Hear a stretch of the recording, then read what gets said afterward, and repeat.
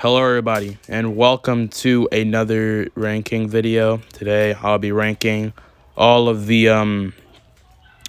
DC1 contestants.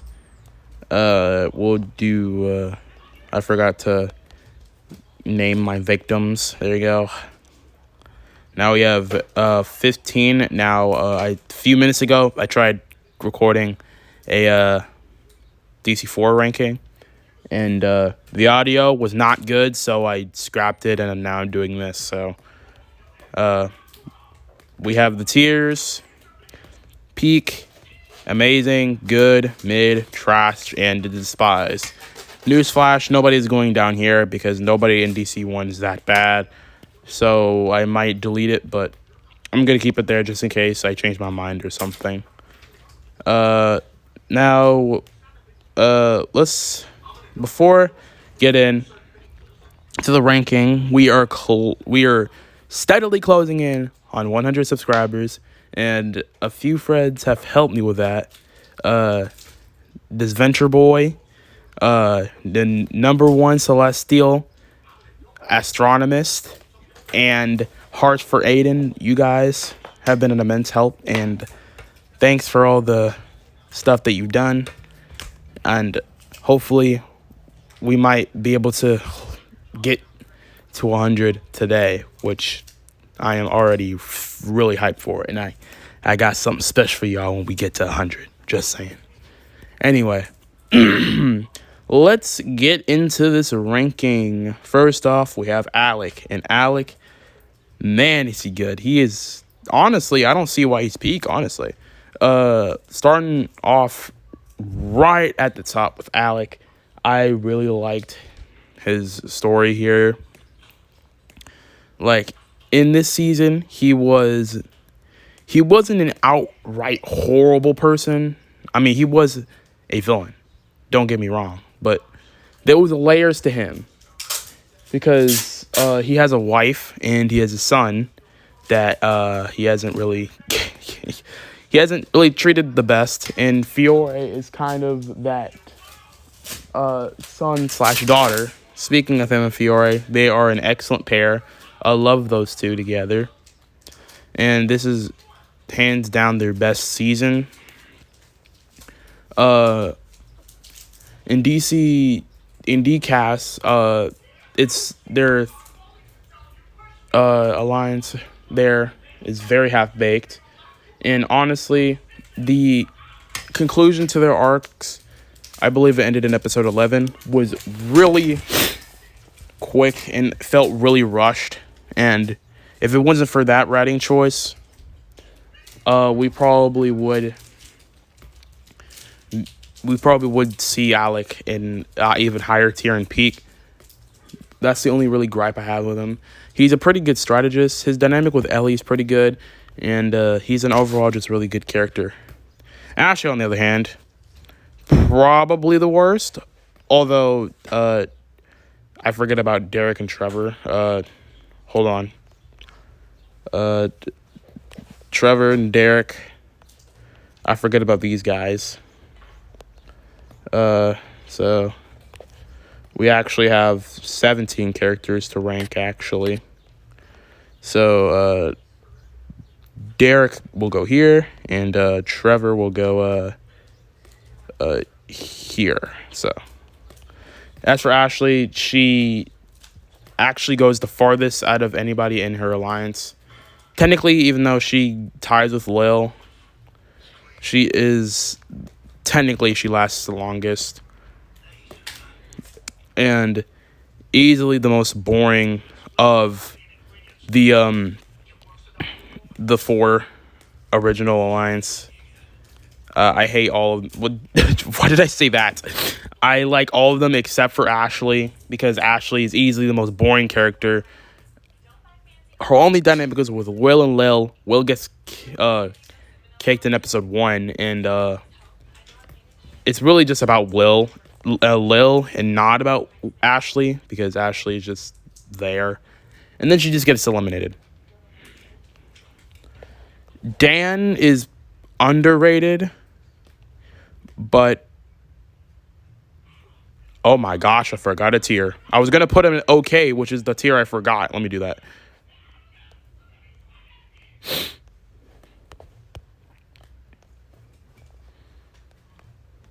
Okay, now Dan goes in okay. I missed that. But yeah, Dan is a little underrated because people tend to just write him off, but he's kind of cool. I kind of like him. I don't really have a reason why, but I just like him, and him and Drew are just cool. I do wish he was returned for All Stars, but I get why he was cut. But if you ask me, seeing how Ashley was handled in All Stars, if you were to ask me if I would replace her with Dan, I would have told you yes. I know a lot of people love her for some reason. I have no idea why so many people love Ashley. But I didn't really care for her. She was basically Ashley Maria. We're talking about Beta Rosa Maria, not remake Rosa Maria. Beta Rosa Maria was literally just a support character, which is exactly what Ashley is. And that's all she'll basically be in DCAS. So yeah, I would replace Dan with Ashley. Derek, you already know where he's going. I don't need to explain that. Drew is going in the same tier as Dan. I like Drew. He's adorable. Obviously, he doesn't talk, so he can't like do anything. I understand why he was cut so early, and I doubt he'll ever return. But you know, he was cool. Ellie, good. I don't love her. I don't hate her. She was pretty good. Her relationship with Gabby was okay. I think it should have been more fleshed out, but their scenes were kind of cute, so I guess that's good. Episode 10 is where I really don't like her, because she intentionally plays with Jake's head and uses Drake's trauma against him. I know it wasn't technically trauma, but it makes him go back to his toxic ex, and then he wonders if he could trust Tom, and then she's literally the reason why they broke up the second time. Or wait, how many times did they break up again? I think it was only twice. I know one time was episode 10, but I don't remember the second time. I don't know if they ever really got together. I think they just got together for like 2 episodes and then broke up because of Ellie. And that could have been really, really damaging. And this is why Miriam's heart attack was justified. And Ellie could have... These two could have never, ever gotten together, ever. They're just lucky that they can understand each other. Because if this was any other relationship, that probably could have ended up really, really badly. And Ellie is the main cause of their fallout in episode 10, and I really don't like her for it. Fiore, peak. Let's. Yep, right there. I love Fiore. She is a really, really good villain. I also like that it doesn't make everybody else look stupid. Literally, her little trick only lasts through Will's elimination and partially through Gabby's, because the science team did not know their secret. And if Derek didn't reveal the votes, she could have kept that up for a solid 2 more eliminations. I know Miriam probably would have found out and told the science team, and then they probably would have found out. But still, I also just liked that she's also pretty funny, and her relationship with Alec and Gret is pretty good. And I've seen in a vote that they're gonna make another comic, I believe, and I really wanted to see Fiore and her relationship with her parents, because she's bringing them up a few times, but we'd never seen them and we don't really know how they are with her. All we know is that Fiore's mom or dad, I think it was her mom, said that she doesn't deserve to live or something, and she should never have existed. And the fact that she agrees with her is kind of sad. Gabby. Okay, so this is really the only season where she's actually good. Every other season, she's trash. But in this season, she's actually tolerable. Liked her dynamic with Gret. She's basically the de facto main character of the pre-merge. And she gets cut immediately in the merge, which I'm honestly fine with. I was going to mark her down for getting rid of Dan, because I think her reasons for that was stupid. But now I think I get it. Because, yeah, Dan was nice to Gabby, but he wasn't necessarily friends with Gabby. He just kind of had her as a potential ally who he kind of got along with. That was basically it. But, Gabby's cool. Her dynamic with Ellie, as I said in Ellie's section, is pretty good. I do think they should have gotten a little more screen time. Except, instead, Tom Jake literally takes center stage in both DC1 and DCast. I don't mind DC1, but they are so bad in DCast. It's not even funny. And yeah, I don't like Gabby either, but they should have deserved something. Like, come on now, guys. Anyway, Gabby's cool. She gets a passing grade. And this is her only passing grade. Gret. Yeah, I'm fine with putting her there. Gret in season 1 is pretty good. I think she represents the morally gray theme that DC1 portrayed with his characters. I think Gret portrays it the best. Because, yeah, she's a villain, but she has layers to her, kind of like Alec. She has a call with her mom, and we know that she's very, I think, self-conscious about her weight. And I like when she gets unlimited the first time, she walks away acting like she doesn't care. But when she actually gets to the bus stop, she is actually kind of sad, which was a really nice scene. And then the second time she gets eliminated, also, I do not get why she was eliminated the second time. Alec and Fiore should have kept her, I feel like. And yeah, she walks away with her head held high, and I liked that part. Who's next? Oh, Jake. Okay. Similar to Gabby, this is literally his only good season. I really liked him and Tom together. They were pretty good. And he can also be pretty funny, honestly. But, yeah, he's pretty good. Tom Jake is a very, very good couple in season 1.